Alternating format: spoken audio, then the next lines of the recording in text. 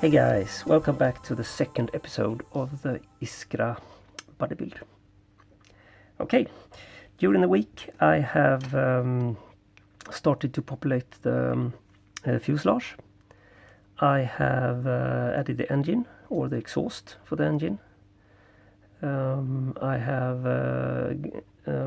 cemented in the cockpit tub, and I have also made the nose landing gear compartment, and that is a single piece of photoetch that I have bent and actually soldered instead of using CA glue.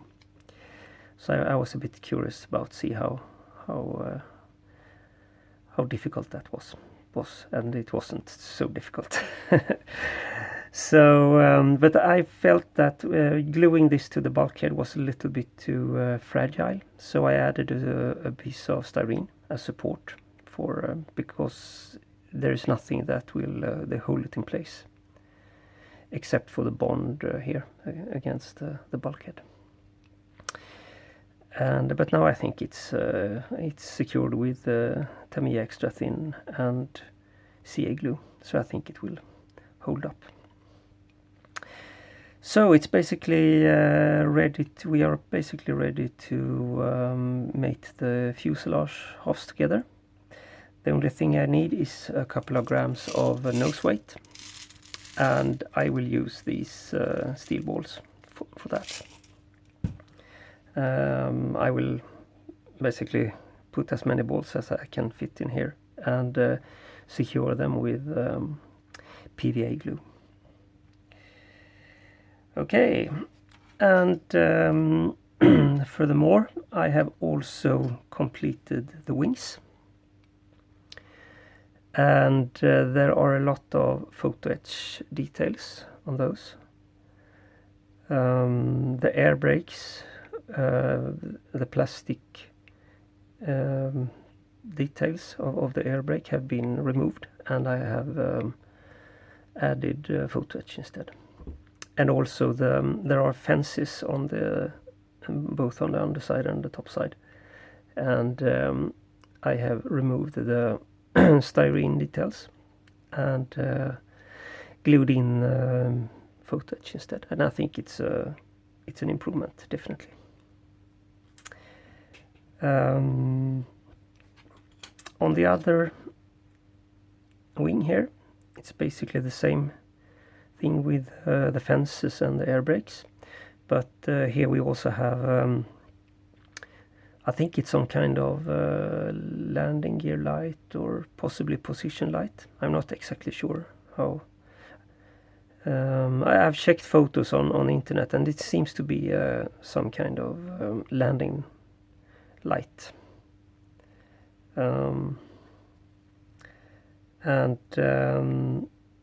There is a small clear part that is supposed to go there, but the problem is that it's a little bit too small. It's like a 0.5 millimeter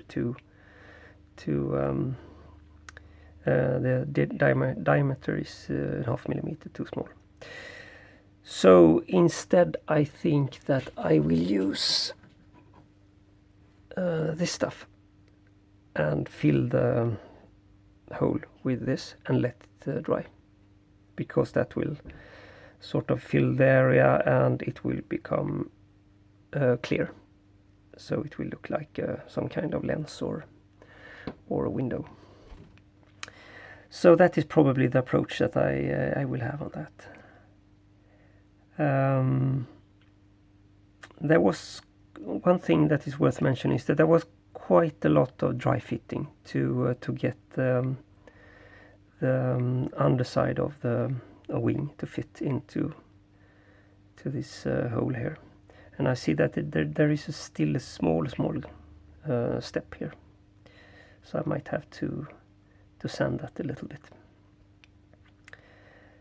But apart from that, I think that the pieces go together really well, and I will also add a turned brass pitot tube here on both wings, but I will do that later on in the build, probably I maybe wait until the end of the build actually, and put it in basically the last thing I do. I'm not sure, or if I can make a stable sort of connection, that will work, and not to be a bit too fragile. Then I think I might glue them in just before I put primer on. But I don't want to go through all the problems I had with the pitot tube, like in the vegan build, because that was a nightmare. I spent so much time gluing that thing back into place. I think I did it 3 or 4 times. So I want to avoid that. And yeah, I also got the undercarriage compartments, or the air intakes, parts of the air intakes, and they are supposed to go in. Oh no, that's the wrong one. They are supposed to go. See if I can do this on camera. They are supposed to go in like this.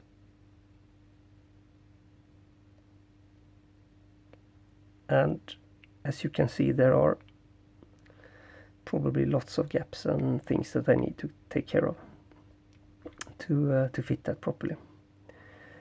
So that will probably be the challenge that lies ahead of me, and to take care of that. Also, while I remember, I also have seen a couple of sink marks. There is one here on the wing, and it's caused by these large areas here, or volumes with plastic. When the styrene is cooling down from the tooling, then the plastic will shrink, and that's why you get sink marks. And I also saw a couple of those on the fuselage, so I will put some liquid sprue on that and sand that down.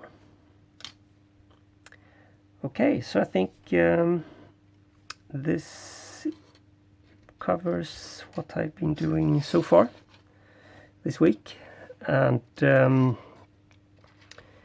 I will try to do, as I said before, I will try to do these updates once per week. So no matter in what state the kit is, after 1 week I will do a sort of update on what's been going on, to keep you guys up to date with the build status.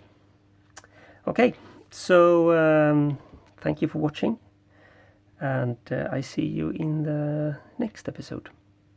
Goodbye.